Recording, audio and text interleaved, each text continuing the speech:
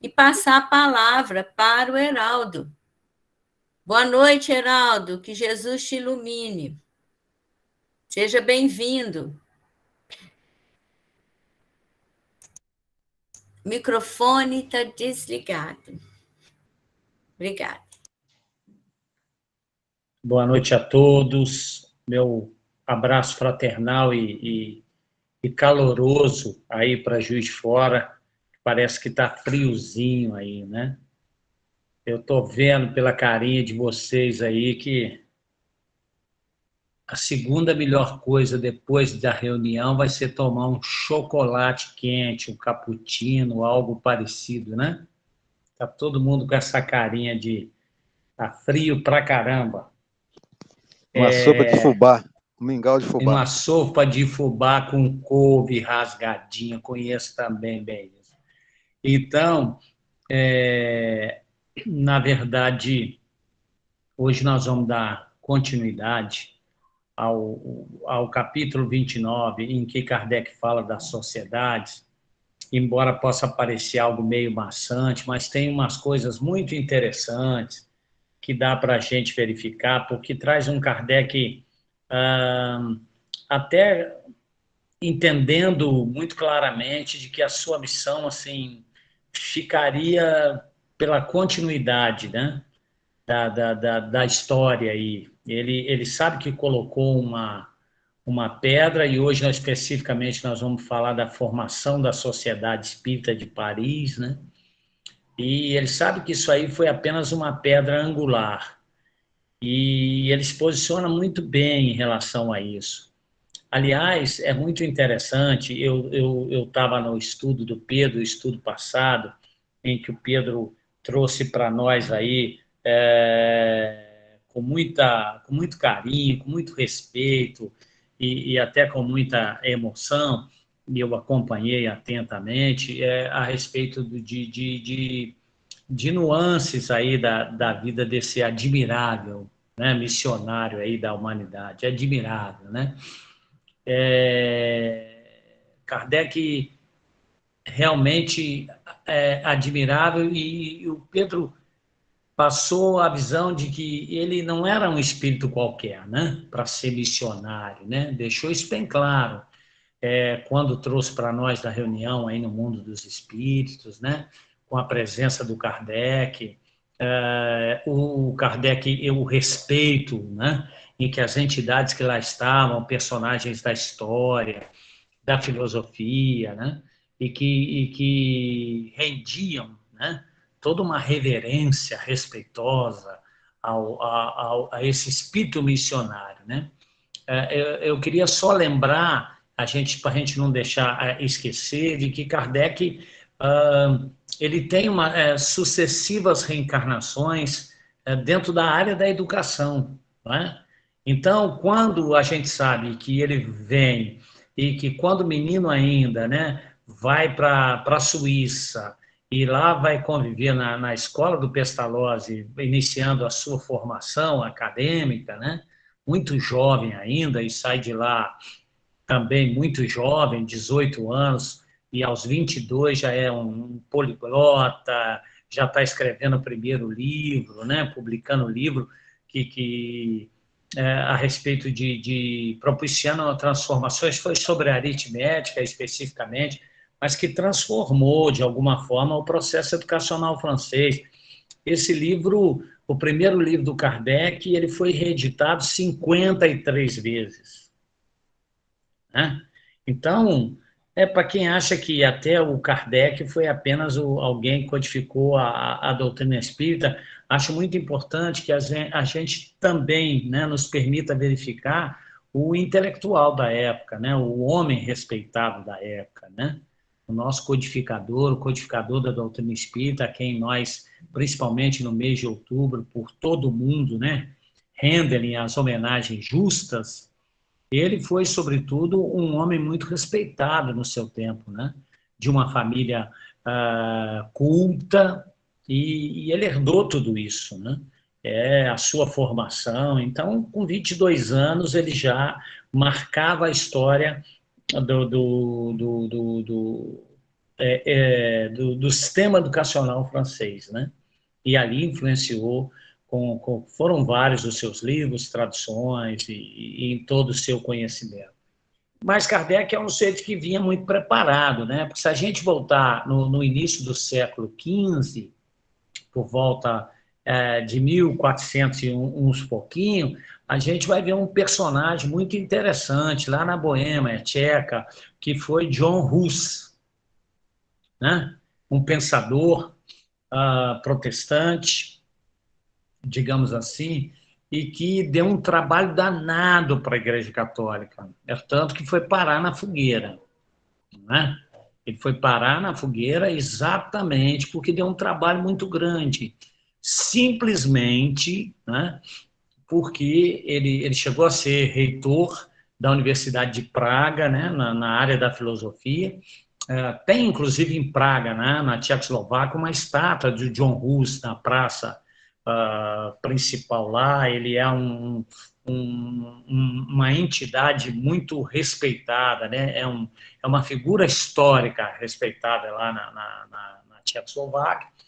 E ele foi um grande filósofo, um grande educador, um grande professor, né? O próprio Divaldo, né?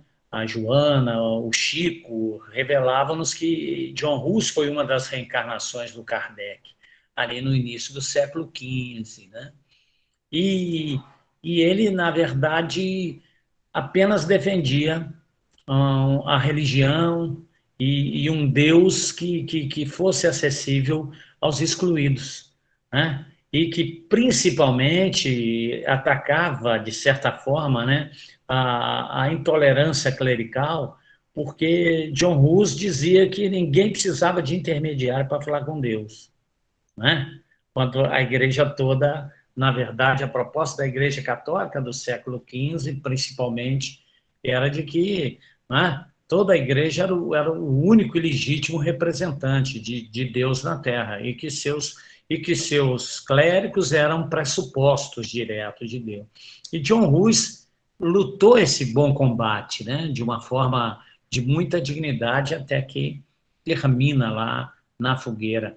E é até interessante porque dado a ele a autoria de uma frase, né, que ele havia dito momentos antes de ver o seu corpo se queimando na fogueira, em que ele faz uma alusão dizendo que por enquanto, eles iam queimar um ganso, né?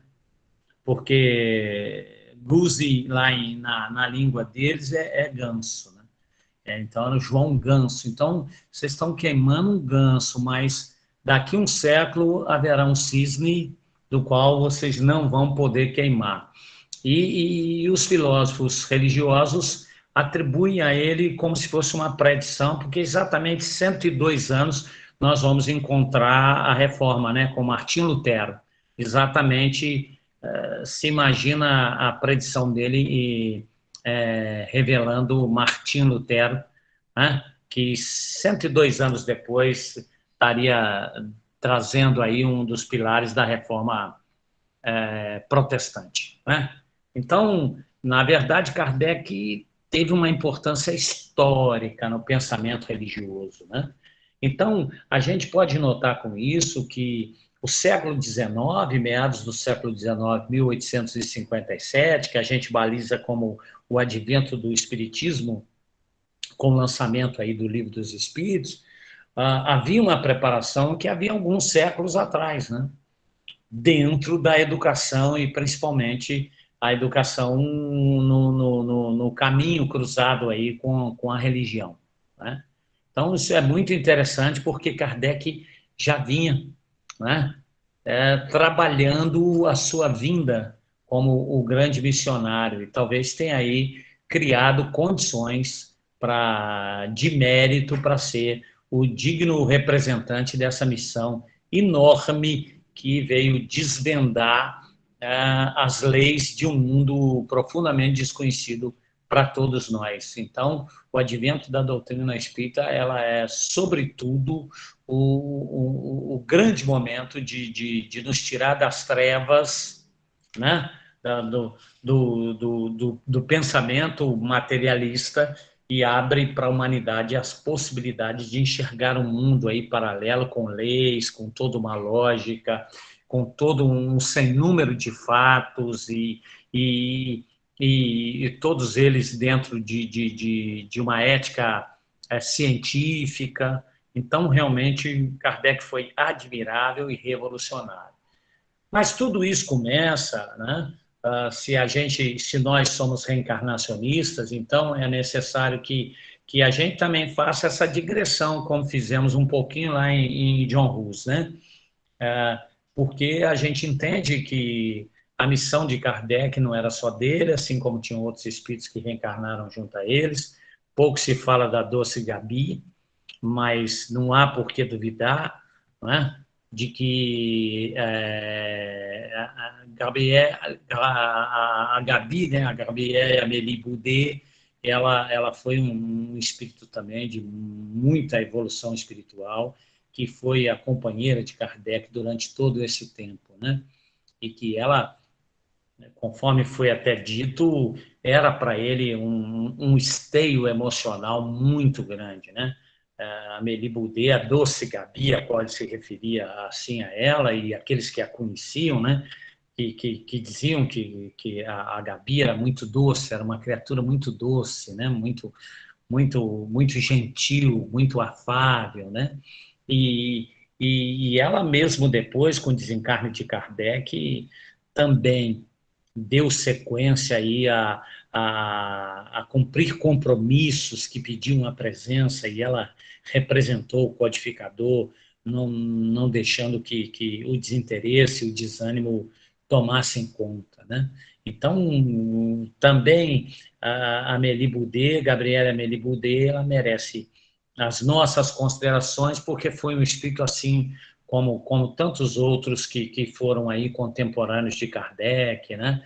E que certamente contribuíram muito. Então, a Sociedade Espírita de Paris, ela começa bem dentro de algumas pessoas, né? E o Kardec se vê muito preocupado, quando aquilo começa, de deixar pelo menos esse legado, esse escrito. O capítulo 29 fala um pouquinho, né, da sociedade, né, porque ali ele quer deixar bem claro para todos qual era o verdadeiro caráter da sociedade, né? E então ele começa a dizer que no primeiro estudo da ciência espírita, né?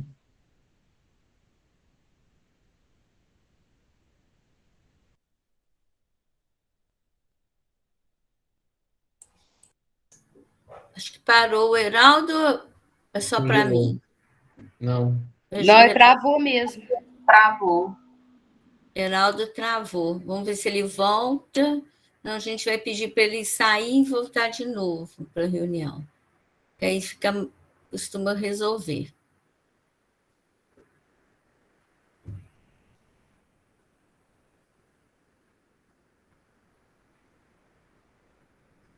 Vamos pedir para ele sair e entrar de novo. Você passa uma mensagem para ele, Pedro? A ciência... Ah, não, voltou. Não. Heraldo congelou. Que acho que ele não percebeu.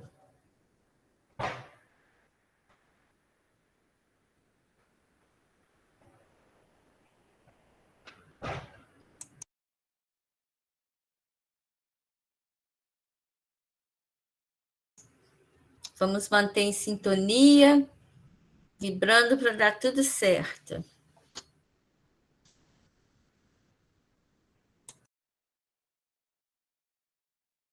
Agora é o microfone. Estão me ouvindo? Sim. Levei um tombo aqui, mas já levantei. Eu não sei onde parei, mas, bom, ele estava dizendo que é preponderante o estudo da ciência espírita, né? E ele dizia que era necessário, se tornou necessário, criar ambientes mais favoráveis, né? Então, ele diz o seguinte, que por isso é que começou a se juntar numa coisa muito simples, né? Mas ele queria deixar claro que essa Sociedade Espírita de Paris, ela tinha uma característica que era não impor ideia a ninguém, né? porque todos aqueles, ele admitia, que lá estavam, consideravam que eram justas e que estavam todos ali para encontrar uma oportunidade de aprender. Então, a gente precisa resgatar isso um pouco. As nossas reuniões no movimento espírita, nós no movimento espírita, as nossas reuniões, né? A gente precisa entender que aqueles que vêm, né, de uma forma natural, estão aqui buscando uma oportunidade de aprender, né? E ele dizia que a sociedade, na verdade, como ela se formou, ele começou a receber na casa dele algumas pessoas num pequeno comitê, né? E o grupo foi crescendo. E aí eles demandaram, né, um local maior, né? E aí, como esse local tinha que pagar, eles resolveram se cotizar, né? E aí diz o Kardec, e também, se cresce, é preciso uma certa ordem, né, nas sessões. E aí eles criaram um regulamento. Então, a história da sociedade espírita é bem essa, é simples assim, né? Começam algumas pessoas na casa do Kardec e cresce o número e eles passam a ir, né? Mas eles não tinham, no primeiro momento, pelo menos é o que registram os escritos da época, deixados por Kardec e outros, que não estava na cabeça de ninguém fundasse uma instituição, né? Nada que fosse fora dos estudos da doutrina espírita, nada, né? E o Kardec mesmo declara, ele deixou escrito assim, ó, eu declaro de uma maneira muito formal que se um dia a sociedade quiser ir além dos estudos, eu não a acompanharei. Quer dizer, ele mesmo entendia que a visão da doutrina espírita, naquele momento, estava limitada à questão dos estudos, né? Mas ele chama a atenção porque havia por ele uma grande preocupação, né? Que ele dizia que os grupos tinham que se multiplicar e que deveriam se entender, criar vários grupos de estudo, né?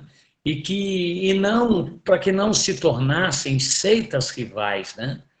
Ou seja, ele até aconselhava que quando o grupo se tornasse muito numeroso, que ele pudesse se subdividir. Ele usava o exemplo de um enxame de abelhas, né? Que vai se subdividindo e formando as suas colmeias. Ele entendia que essa era a melhor forma da multiplicar as instituições espíritas, né? E ele deixava claro que eles não estavam formando uma seita, não era uma sociedade de propaganda da doutrina espírita, né, dessa nova doutrina, né? Não era uma corporação com interesse comum. Ele até dizia que se deixasse de existir a sociedade espírita, em algum momento, por algum motivo, o espiritismo não ia sofrer nenhum tipo de prejuízo, né? Porque ele dizia que das ruínas da doutrina espírita, 20 outras sociedades se levantariam, né? Ou seja, porque ele dizia que as raízes da sociedade, as raízes do espiritismo não estavam na sociedade francesa, né? Ela estava onde? No mundo inteiro, né? Então, ele dizia, porque os espíritos vão se manifestar em todos os lugares, né? Então, e ele acreditava muito nesse caráter da doutrina espírita, falar muito mais ao coração do que à razão, daqueles que a compreendiam, né? E principalmente daqueles que a praticavam. Ele dizia que esse era a característica principal, né?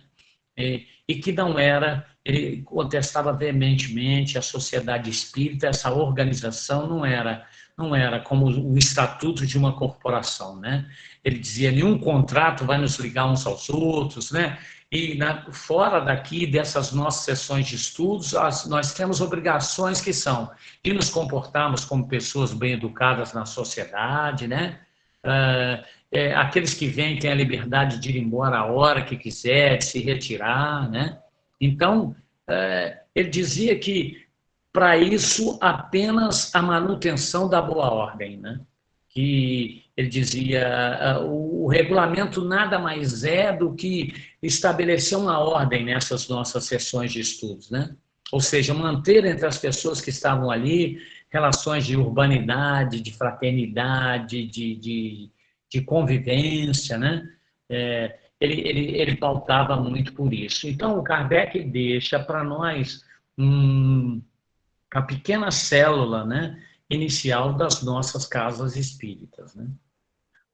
Hoje eu vou evitar que a gente estabeleça qualquer comparativo para que a gente não desvie, pelo menos não tenho essa proposta hoje, né? Peço até a compreensão de todos, eu não estou querendo cercear nenhuma discussão e nem impor nenhuma lógica de raciocínio. Gostaria de evitar para que a gente não comparasse, né? Parece que não me cabe numa reunião como essa. Se o Espiritismo tomou esse caminho, né? Se o movimento espírita e as casas espíritas tomaram realmente esse caminho. O que importa é que a gente está aqui para analisar essa célula importante, referência, que foi a Sociedade Espírita de Paris, né? Porque hoje a gente está no Fé e Caridade, mas a gente precisa entender o que é o Fé e Caridade. O Fé e Caridade, né, se pressupõe basicamente que o Fé e Caridade é o quê? É algo que surgiu da referência Sociedade Espírita de Paris, assim como todas as casas espíritas, né? Que tem Allan Kardec, o codificador da doutrina. Então, né, por isso que eu estou aqui na Sociedade Espírita de Paris para mostrar que, na verdade, Kardec preconizava isso, pequenos grupos, não é? Pautava inicialmente pelos estudos da ciência espírita, né? Era essa o fundamento dele básico inicial, de que se multiplicasse, né? Ele entendia, e a gente também tem que entender o contexto daquele momento, viviam em outro contexto, não tinham internet, o mundo não era globalizado, não passava nem pela cabeça de todos eles dessa conectividade que o mundo se tornaria, né, no século XXI. Então, ele só dizia, pautava pela transformação mesmo comportamental, pela transformação moral, né? Ou seja, ele dizia que se deviam manter as boas relações, né? Porque os espíritas eles tinham que ser mais sinceros do que os outros, né? Que deviam dar exemplo, né? Que deviam ser na sociedade, por todos os meios possíveis, né? Como referência, como exemplo, né? De gentileza, de urbanidade, de fraternidade, de comportamento moral, né? Então, Kardec já desenhava, de certa forma, aí, para todos nós, né, o que deveria ser a função da Casa Espírita. Bom, com o passar do tempo, né, a gente vai vendo o movimento espírita, principalmente, se fortalecendo muito no Brasil. E aí eu vou chamar a atenção para quem já leu Brasil, Coração do Mundo, Pátria do Evangelho. Eu acredito que muita gente aí já deve ter lido, ou pelo menos deve ter ouvido falar, que é um livro, aproveitando, que merece a gente pegá-lo, né? Outra vez, dar uma lidinha, para a gente entender, assim como a gente entendeu a caminho da luz lá do nosso Emmanuel, né? Para que a gente possa conhecer um pouco dessa história, principalmente do Espiritismo aportando no Brasil. Por que será que a gente se torna a pátria do cruzeiro, né? Por que será, né? E não se torna a pátria do cruzeiro por uma determinação só de Jesus, né? É porque que já reuniam essas condições. E nós bem sabemos que quando o Espiritismo vem ao Brasil e a planta começa a ser bem nutrida e ela começa a dar os seus frutos, a gente sabe que aqui também teve uma preparação de reencarnações de muitos espíritos que vieram reencarnar ao Brasil, principalmente daqueles que foram grandes espíritos missionários junto a Kardec na França, né? Na época da codificação. Aqui estiveram no Brasil, né? E reencarnaram espíritos até missionários. Nós temos nas revelações aí de Brasil, Coração do Mundo, Pátria do Evangelho, do próprio Dom Pedro II, né? Uma reencarnação de um espírito que foi muito importante lá no início do cristianismo, né? Ele foi uma reencarnação passada lá como Longinos, né? Aquele que a história registra como tendo espetado a lança para ver se Jesus estava morto, né? Crava ali a lança, né? O soldado romano lá, o Longinos. e tantos outros espíritos comprometidos historicamente, tanto do ponto de vista com avanços filosóficos e científicos, quanto aqueles outros que realmente tiveram reencarnações falidas, né? Nas hordas dos hunos, né? Das conquistas dos mongóis violentos, dos turcos otomanos, né? Enfim, daqueles que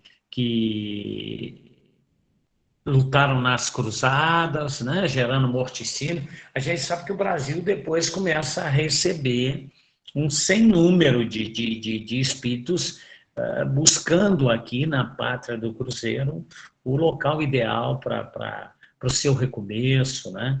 Reencarnando aqui, sabendo que seríamos uma sociedade onde a doutrina espírita seria de forma muito reveladora, é tanto que nós temos o maior movimento espírita do mundo, né? A sociedade brasileira. O Brasil foi o país que mais, quando a gente encontra por aí afora centros espíritas, a gente vê o quanto ainda é muito diferente, né?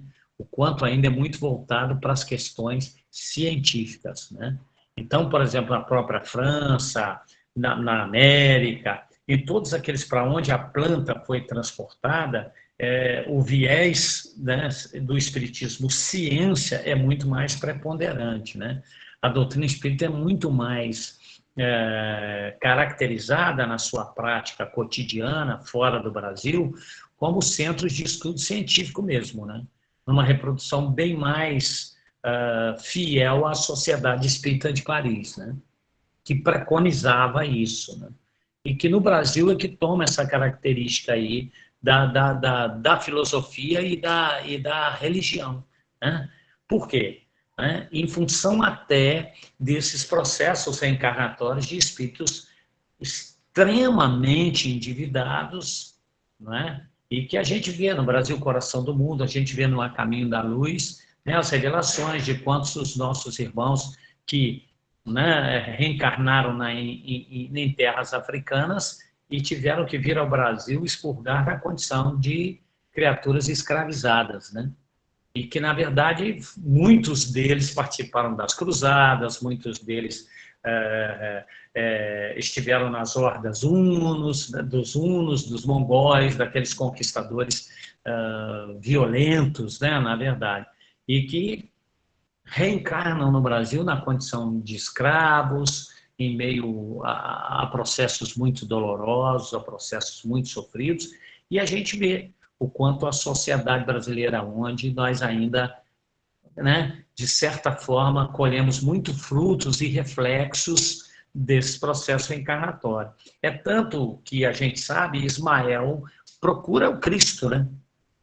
Ele procura o Cristo para dizer assim, a planta aqui, né, Ismael, o que é o responsabilizado por Jesus para que seja o guia e protetor da nação brasileira, né? E ele se sente estremecido, realmente, com momentos em que o Brasil começa a passar, no começo lá do primeiro reinado, e tudo aquilo que vai acontecendo, e ele fala com Jesus mesmo, Senhor, olha como é que está a nossa situação, a situação está muito difícil, nós não estamos conseguindo, né, fazer chegar aos encarnados, à população encarnada, a esses espíritos, as nossas vibrações de que aqui é a pátria do Cruzeiro. No nosso projeto de se tornar a pátria do Cruzeiro, né, está sob ameaça, né? E aí o Jesus diz a ele, Ismael, eu não vim para os sãos, né? Se eu trago a minha planta para cá, se eu transporto para que o Brasil seja o coração do Evangelho realmente, vinde a mim os necessitados, os desafortunados, né? Os mais necessitados. Então, é óbvio que aqui vão reencarnar os mais necessitados, os espíritos mais comprometidos historicamente, né? aqueles que foram grandes verdugos da humanidade, que acabaram reencarnando aqui no Brasil, né? É uma figura muito recente, próxima de nós, que reencarnou e que foi um visigodo, né? Terrível. Nós vamos pegar lá ai meu Deus, lá do Sanatório Agostinho, a reencarnação dele, ele foi Alarico Visigodo, né? Alarico Visigodo que invadiu Roma, né? Que destruiu Roma e teve frente a frente com Agostinho de Hipona, né? E vamos lembrar o nome dele, reencarnado no Brasil, foi ranceniano, né? Passou pela prova da hanseníase, ali em Pirapitingui, em São Paulo. Alguém me ajuda a lembrar aí, né? A hora que lembrar, fale aí. Ele reencarnou, Alarico Visigodo, dito pelo Divaldo, inclusive, Alarico Visigodo reencarna na casa de Agostinho, Pirapitingui, São Paulo, que era uma colônia para rancenianos no Brasil. Na verdade, ele é muito próximo de nós, um dos espíritos de um comprometimento com a humanidade muito grande, né? Por tudo que praticou, e ele vem e se torna espírita. E o curioso, né, vamos dizer assim, o mais curioso é que ele, enquanto Alarico, Visigodo, né, ele tem um encontro com Agostinho de Hipona, né?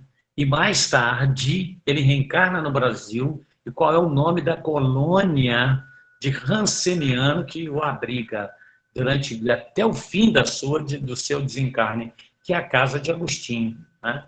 Essas coincidências felizes, né? Jesus Gonçalves. Então, na verdade, obrigado. E quem falou? Jesus Gonçalves, hein? Alguém falou, escreveu aí, Jesus Gonçalves. Pedro, obrigado, Pedro. O Jesus Gonçalves, exatamente, né? Exatamente. Então, Jesus Gonçalves, Alarico Visigodo. E tantos outros aí, né? O próprio Divaldo não gosta muito que fala, mas nós sabemos quem foi, né? Ali na Revolução Francesa, né? Enfim.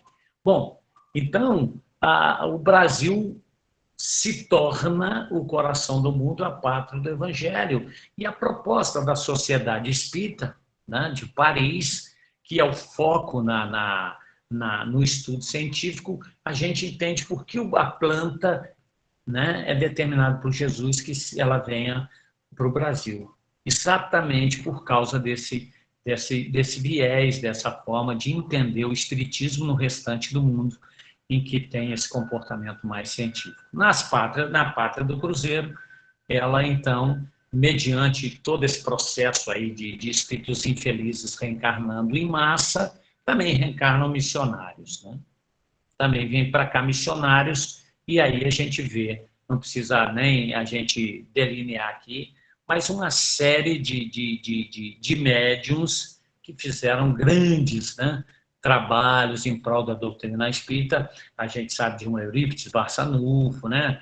O Chico Xavier, obviamente, que tem um lugar todo especial. Nos tempos atuais, o próprio Divaldo, o próprio Raul, e tantos outros anônimos ou sem o tamanho dessa expressão de mídia, né? Mas que são aí importantes, que sustentam grandes trabalhos nas hostes doutrinárias espíritas aí pelos cantinhos do Brasil. É muito comum a gente, quando viaja, e a gente descobre aquelas casas espíritas fantásticas, né?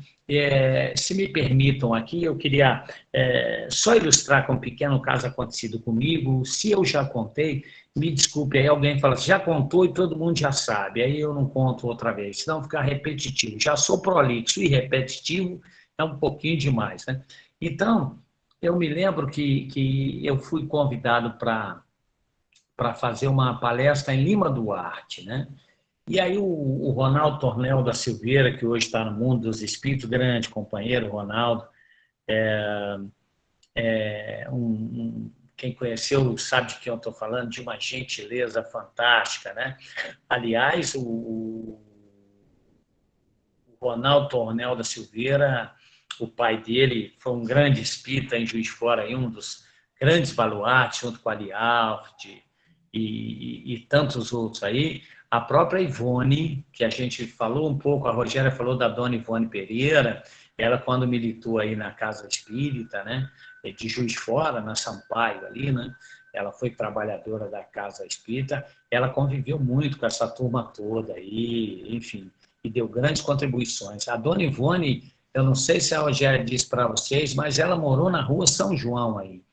O pessoal que é jovem há mais tempo, aqui só eu que estou mais velho, tá? A turma toda muito nova aí, não vai se lembrar da PRB3. Tem alguém que se lembra da rádio PRB3? Eu Ninguém lembro. lembra. Ah, Cecilinha, é porque Eu te lembro, contar. né? Também lembro. Que bom, vocês Lembro. lembram da PRB? Mas vocês lembram da PRB3 na São João? Tinha Não, na programa Santo Antônio.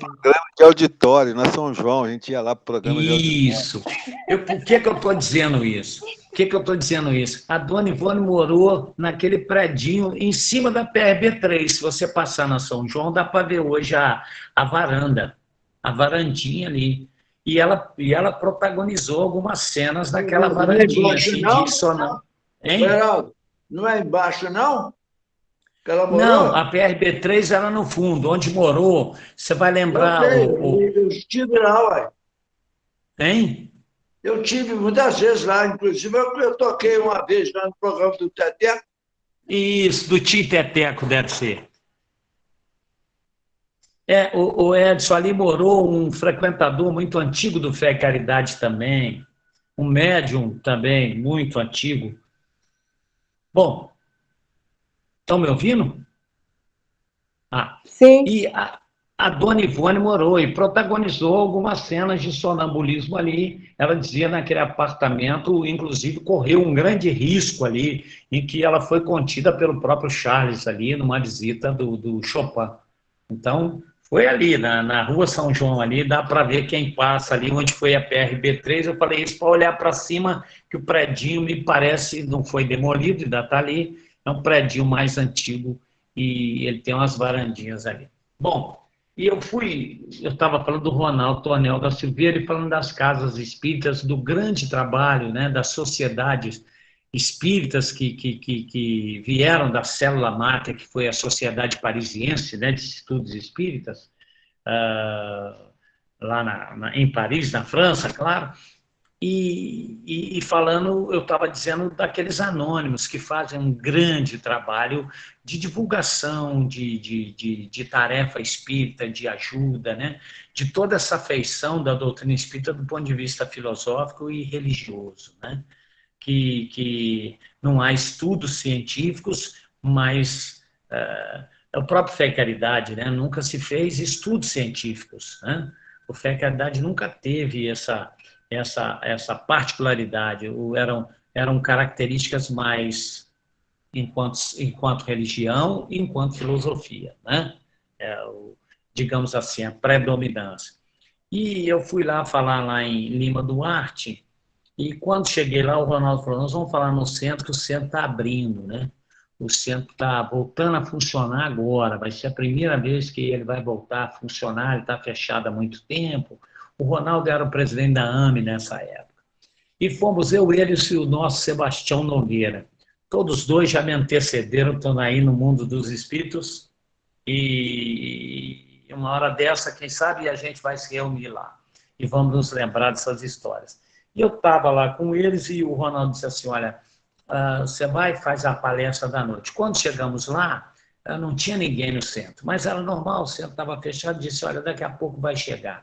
Bom, nós tínhamos que começar às 7 horas, quando deu às 7 horas nós iniciamos, até às 7h30 não tinha chegado ninguém. E aí, gentilmente, o Ronaldo desceu da tribuna e o seu Sebastião e sentaram ali na primeira fila e ficamos batendo um papo doutrinariamente. Quando chegou um casal, eram assim com características já bem velhinhos, né? Passavam para mim assim pela aparência dos 70 anos e com características assim de homem do campo, lavrador e tal. E eles se sentaram ali.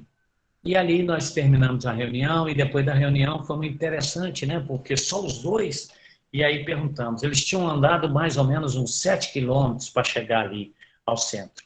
Então eles iam caminhar de volta a pé uns 7 quilômetros e para voltar.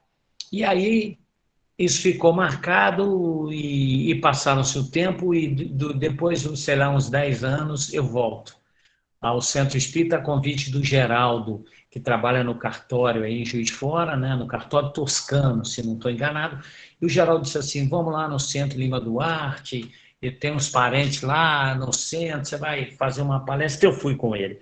Quando cheguei lá, o centro de uma pujança, o centro, a escola de evangelização, tinha criança, o presidente do centro foi me mostrar o andar de cima, máquinas de costura, ateliê de costura, o centro, mas funcionando, os departamentos, todos. E eu não me dei por mim. Era o centro que há 10 anos atrás eu tinha ido, e o centro fechado, e com aquele casal, e depois eles assumiram pessoas assim de uma simples, conseguiram fazer do Centro Espírita uma referência mesmo de um ponto obrigatório ali, de parada obrigatória de espíritos de alta envergadura, num trabalho muito bacana, não sei se ainda continua, provavelmente sim, e na cidade de Lima Duarte. Então, eram centros espíritas que no Brasil tomaram essa conotação e que vieram da Sociedade Espírita de Paris. Alguém gostaria de fazer alguma consideração até agora?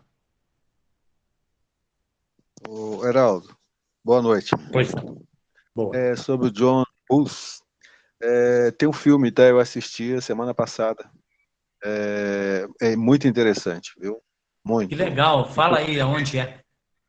Eu peguei no YouTube. Inclusive, peguei no YouTube. Inclusive, ele tem um marco histórico lá da Revolução de Rus, que ele, quando ele teve que fugir da cidade para poder não sacrificar os habitantes da cidade, que ia ser invadido pelo clero, né? Porque ele não queria se dobrar para o clero, ele não aceitava que fosse tirado o imposto do imposto que o povo não tinha, entendeu? O imposto do que era imposto que o povo dá. Então o clero começou a persegui-lo e então iam atacar a cidade porque ele não se rendeu ao clero. Aí ele saiu da cidade e fez como Paulo, saiu e começou a pregar pela redondeza, começou a fazer, né, a pregação da libertação, e foi aonde mais tarde ele foi queimado na fogueira. Então, assim, é muito interessante que lá ainda tem como história a Revolução de Rus, consta ainda, entendeu? Muito bom. Legal, uma dica boa aí, eu não sabia, né? Eu assisti a semana passada. Pois não, alguém mais? Cecilinha, tá todo mundo quietinho hoje, o que houve? Dormiram aí? Eu acho que tá frio demais. Aí todo mundo congelou. Porque tá todo mundo muito quieto mesmo. Então, a gente vê o codificador, vou continuar aqui, a gente vê o codificador como esse espírito missionário, né? Que A Maria Reis levantou a mão, Heraldo. Ô, Maria Reis, por favor. Microfone. Maria Reis, isso. Para dizer que se ninguém teve dúvidas, é porque foi muito bem explicado, muito bem explanado. Entendeu? Você não deixou dúvida nenhuma. Está de parabéns. Só isso. Eu agradeço você, gentil comigo, como sempre. Obrigada. Muito obrigado. Eu queria falar que a gente vê Kardec como sendo o admirável missionário na sua trajetória que a gente viu aí como John Hus, claro que um espírito altamente preparado, e a gente fica imaginando que essas coisas, que esses espíritos quando vêm numa missão, né, eles vêm, obviamente, com delegação direta do Cristo, e que, portanto, estão em volta dele os espíritos mais iluminados, que vão lhe dar sustentação, enfim, vão ser criaturas que não vão passar nenhum tipo de dificuldade. As materiais, nós sabemos que sim, é uma característica bastante, não que seja uma marca indelével de todos os espíritos missionários. Não, o espírito missionário tem que nascer pobre, né? Não é isso. Na verdade, pela própria opção, os valores e as escolhas, e obviamente, acabam, né, não coadunando muito com a forma como a sociedade se coloca e se tornam, do ponto de vista material, digamos assim, menos favorecidos, mas por uma opção. Por isso aqui que parece que todos aqueles nasceram muito pobres, o que não é verdade. Se a gente pegar historicamente cultos históricos que, do ponto de vista material, não foram pobres. Mas isso não vem ao caso. A gente fica só imaginando que Kardec era um espírito sem seus conflitos, né? O tempo todo em que ele se dedicou a essa tarefa, que não foi uma tarefa árdua, porque ele teve muito pouco tempo, né? E ele dá os primeiros passos já um homem cinquentão, né? Kardec vai desencarnar com 65 anos, né?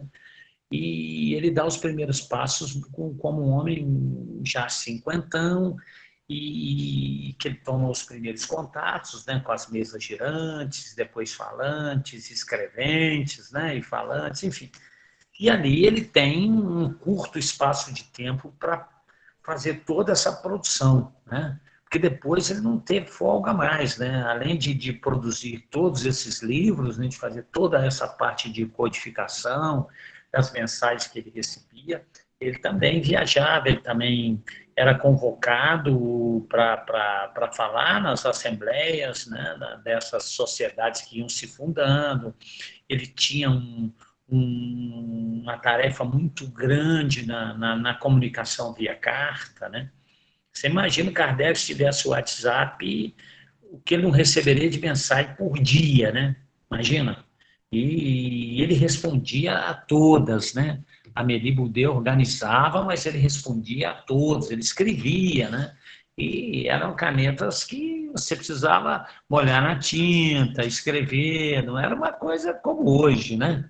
Na verdade. Então, ele tinha uma tarefa física muito grande, né? Mas Kardec, sobretudo, ele sofreu muito o que já era esperado, a incompreensão, o sarcasmo da sociedade, né? Imagina, a doutrina espírita, a gente já viu aí nos estudos de várias pessoas que já fizeram para nós, no que a gente vai lendo, a doutrina espírita foi muito revolucionária. O advento da terceira revelação, né? Veja bem, qual é o tamanho do advento da terceira revelação? Ela dá voz a uma promessa de Jesus. A terceira revelação, em que esse admirável codificador, né, traz para nós, vamos enxergar dessa forma, ela dá voz, materializa o Consolador prometido por Jesus. Como diz Emmanuel, é a voz do Consolador. Olha que tarefa grandiosa, né? Grandiosa. E de uma liberdade, de um poder de libertação enorme. É o Consolador anunciado por Jesus, né? Há quase 2000 anos, que vem. E vem de que forma?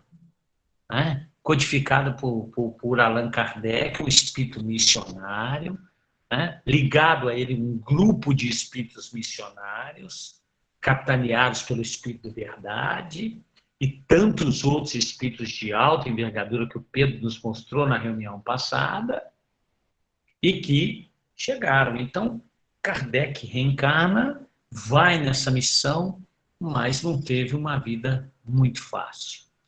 E eu queria pensar nos anais da nossa bibliografia espírita, um momento de Kardec que foi muito importante ali em 1860. O Hilário conta que, numa manhã de 1860, o Kardec estava exausto, acabrunhado, sabe? Era uma manhã muito fria, e embora a Sociedade Espírita de Paris estivesse vendendo muitos livros, ainda faltava dinheiro, né, para essa obra que os espíritos superiores haviam colocado nas mãos dele, né? Kardec recebia muitas cartas de outras sociedades, enfrentando problemas seríssimos de preconceito, né? Enfim, uma pressão social muito grande, né? Recebia muita correspondência sarcástica, né? Muitas ameaças, inclusive, né? E ele, essa manhã, estava, como toda criatura reencarnada, mesmo se tratando de um espírito superior, Hilário Silva diz que ele acordara desalentado aquele dia, sabe? Ele estava desanimado. E foi aí que chega até ele a doce Gabi e entrega a ele um pacote, uma certa encomenda, né? Ele abre aquele embrulho e encontra nele uma carta singela que trazia os seguintes termos: ao senhor Allan Kardec, meu respeitoso abraço, dizia a missiva. Com a minha gratidão, remeto-lhe esse livro anexo, dizia, bem como a sua história, a história do livro, rogando-lhe, antes de tudo, que o senhor prossiga nas suas tarefas de esclarecimento da humanidade, pois eu tenho fortes razões para isso. Eu sou um profissional, encadernador, desde muito cedo, e trabalho numa grande casa de encadernação nessa capital. Há cerca de 2 anos, diz o missivista, eu me casei com aquela que se revelou a grande alma companheira da minha vida e do meu ideal. A nossa vida, seu Kardec, ela corria normalmente, tudo era alegria, tudo era esperança, quando no início desse ano, de um modo inesperado, a minha Antoniette partiu dessa vida levada por uma moléstia sorrateira. O meu desespero foi indescritível e eu me julguei uma criatura condenada ao desamparo. Sem confiança em Deus, sentindo as necessidades do homem do mundo e vivendo com as dúvidas aflitivas do nosso século, eu resolvi seguir o caminho de tantos outros ante a fatalidade. A prova da separação me vencera e eu agora estava reduzido à condição de um trapo humano. Eu faltava ao trabalho, o meu chefe sempre muito reto, muito ríspido, me ameaçava com a dispensa, com a demissão. As minhas forças fugiam. Namorava diversas vezes o rio Sena e acabei planejando o suicídio. Seria fácil, pensei, eu não sei nadar. E várias foram as noites, diz ele, de insônia e de angústia. Numa madrugada fria, quando as preocupações e os desânimos me dominaram mais fortemente, eu fui até a Ponte Marie. Olhei em torno, contemplei a corrente, e quando eu levei a mão no beiral da ponte, pensando em me atirar, eu toquei num objeto algo molhado, que caiu da amurada nos meus pés. Surpreendido, distingui um livro que estava até úmido pelo orvalho. tomei o livro nas mãos, procurei uma luz mortiça num poste próximo e pude ler logo no frontispício do livro a seguinte frase: esta obra salvou-me a vida. Leia com atenção e tenha bom proveito. Assinado A. Lohan. Continua ele na carta. Fiquei surpreso e li a obra, o Livro dos Espíritos, a qual acrescentei uma breve mensagem. Nesse volume, que eu passo às suas mãos abnegadas, autorizando o distinto amigo a fazer dele o que lhe aprouver. Havia ainda agradecimentos, assinatura, data, o endereço do remetente. Allan Kardec, ele desempacotou, então, esse exemplar, né, do Livro dos Espíritos e viu que era um livro ricamente encadernado.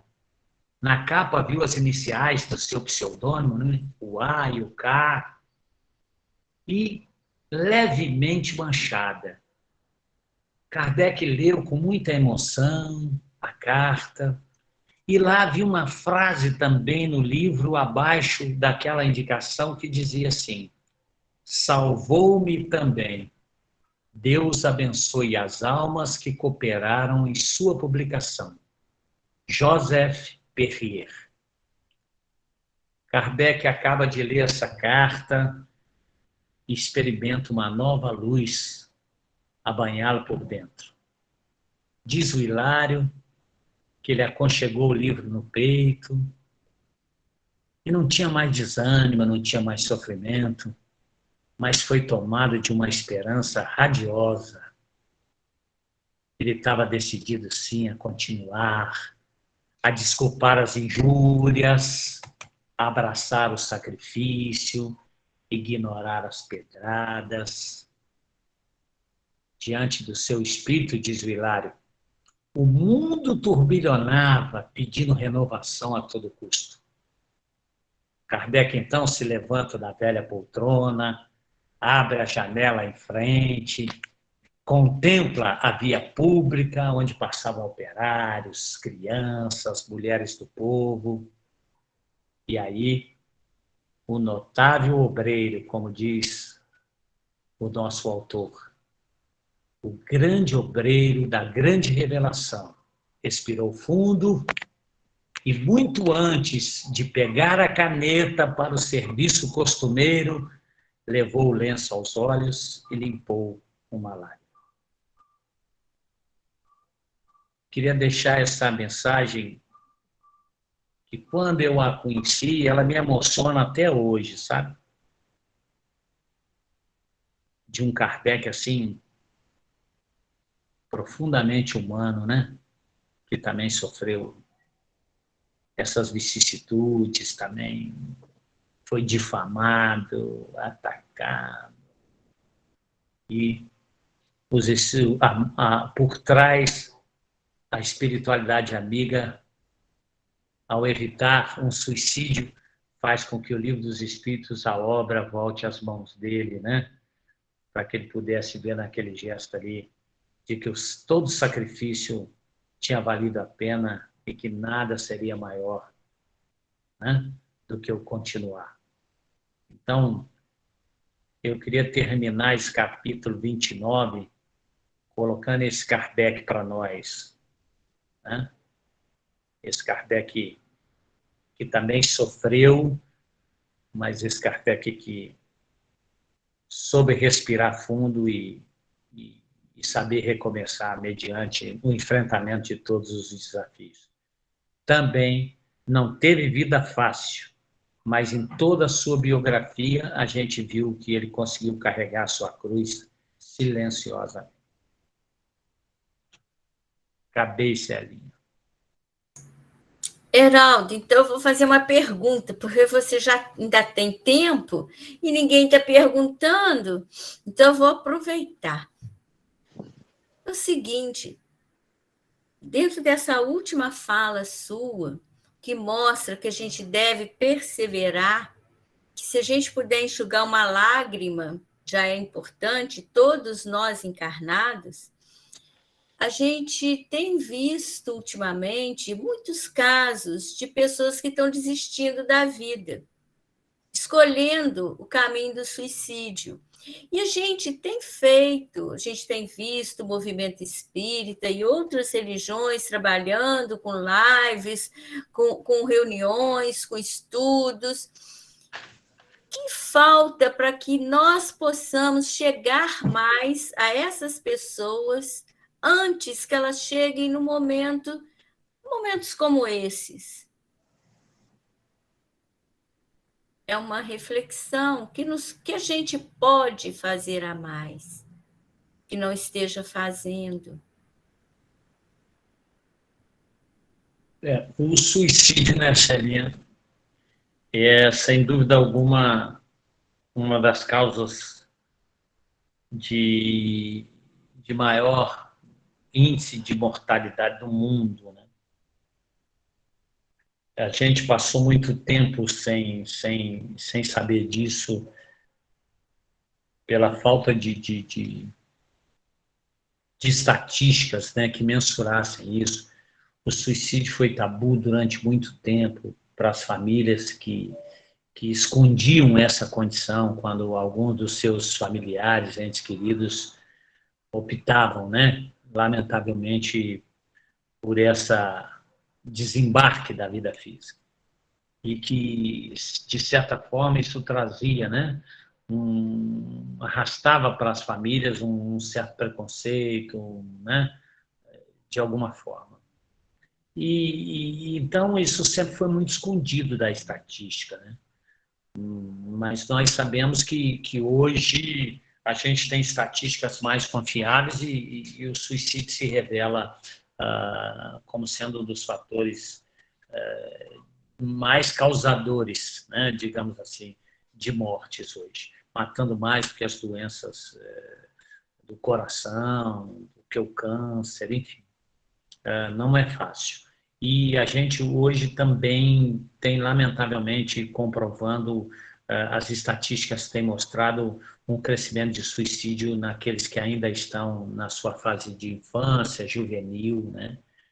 Ainda espíritos muito mais cedo, né, dentro do processo reencarnatório, também abandonando a vida por essa via, né? Então, o suicídio é, assim, um problema de saúde pública.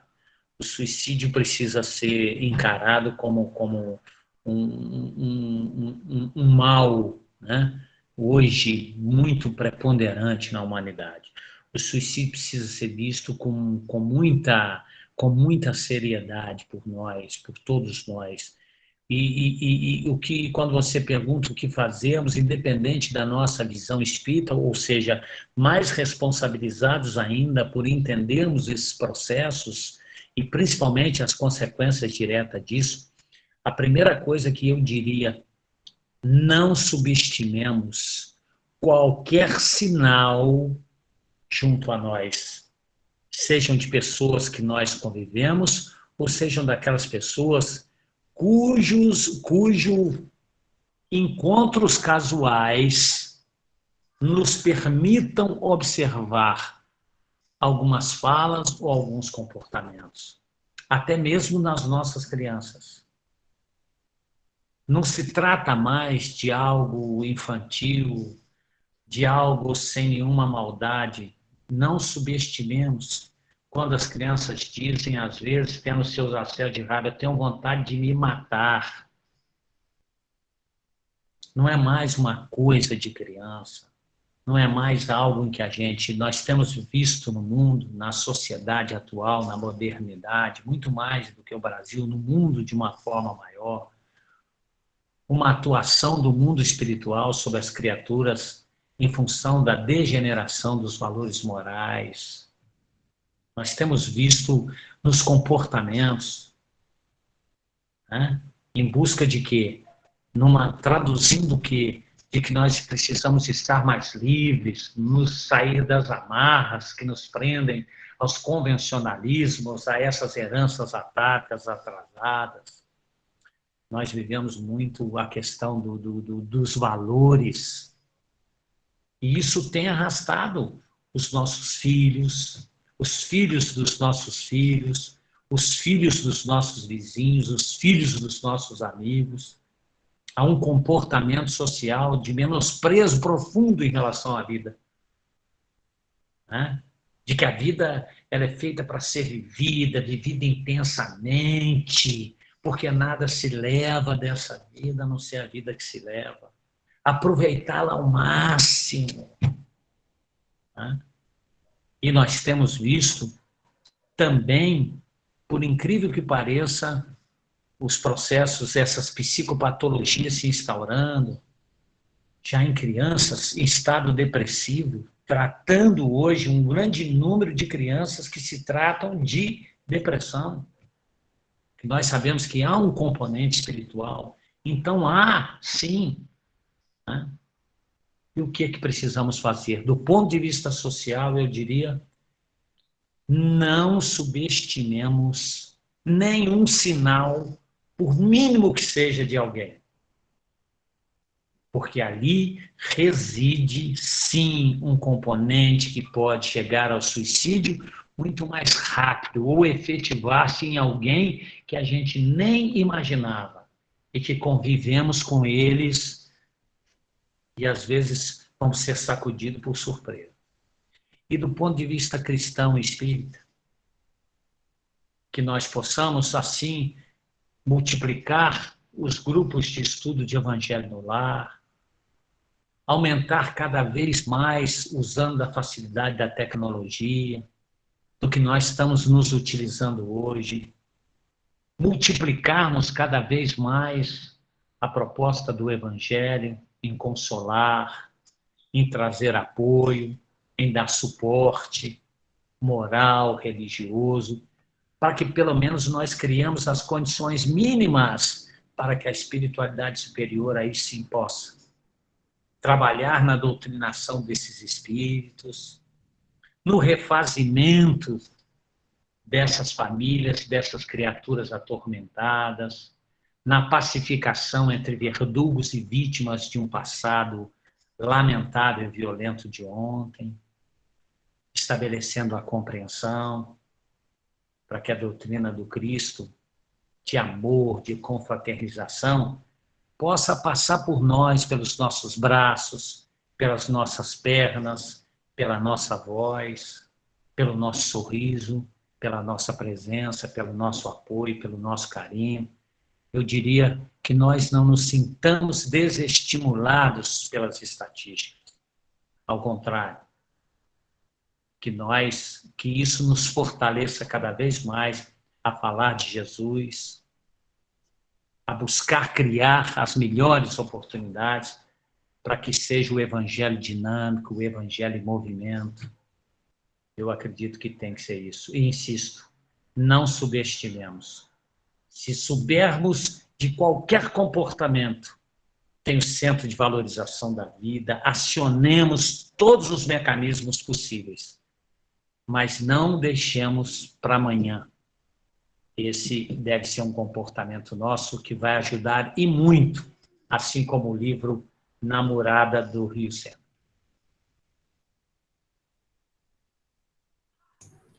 É muito importante que a gente reflita sobre isso. Muito obrigada, Heraldo.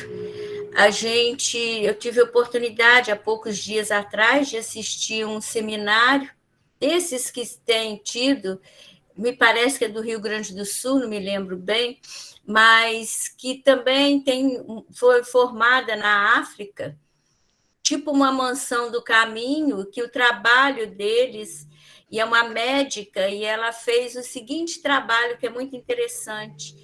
Ela é uma instituição espírita, e eles estão fazendo um trabalho com gestantes e educando os bebês na barriga. Então, ela fez o seguinte, ela montou equipamentos para fazer raio-x para comprovar o efeito do evangelho, da prece com a mãe. No horário, eles fazem a prece, fazem um pequeno evangelho, uma leitura do evangelho segundo o Espiritismo, e eles vão mostrando o antes e o durante e depois da barriga, com ultrassom. Vão registrando o efeito, e é uma mudança muito grande do comportamento, da serenidade do bebê dentro da barriga da mãe, à medida que o evangelho vai sendo feito. Então, a gente vê a responsabilidade da família nesse processo de evitar o mal antes que ele se instale, né? É muito interessante esse trabalho. Celinha, as escolas de evangelização nossas precisam proliferar, porque a criança, enquanto evangelizada, aqueles seus inimigos espirituais que já nascem, né, vinculados a esse processo reencarnatório mesmo, já vão sendo, de alguma forma, recebendo a interferência direta de espíritos, né, benfeitores, e que há um processo de evangelização também desses espíritos, né, junto a essas crianças, e essa prematoriedade, né, vamos chamar assim, antes que ele tenha que ser um adulto obsidiado para as reuniões mediúnicas. É isso aí, muito obrigada.